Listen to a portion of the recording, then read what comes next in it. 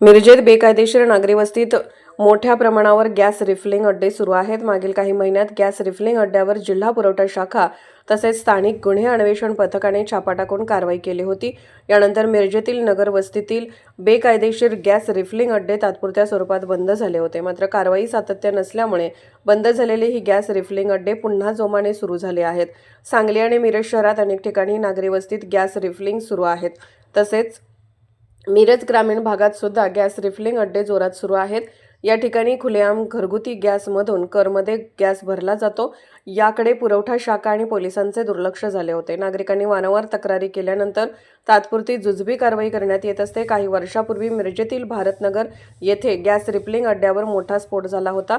यामध्ये अनेकांना आपला जीव गमवावा लागला होता। पुरवठा विभाग व पोलिसांच्याकडून किरकोळ कारवाई करण्यात येते, मात्र घरगुती गॅस सिलेंडर पुरवठा करणाऱ्या गॅस एजन्सीवर कोणतीच कारवाई होत नाही। या गॅस वितरित करण्यावर वाहनाचे कोणतेही पेपर पूर्ण असतील असे वाटत नाही। गॅस रिफिलिंग अड्ड्यावर एवढ्या मोठ्या संख्येने गॅस सिलेंडर येतात कुठून, याचा शोध मात्र लागत नाही। मिरज शहरात कारवाईत सातत्य ठेवणे गरजेचे आहे। पोलिसांनी सुद्धा अशा अड्ड्यांवर कारवाई करणे गरजेचे आहे। नागरी वस्तीत अशा अड्ड्यांमुळे धोका निर्माण होऊ शकतो।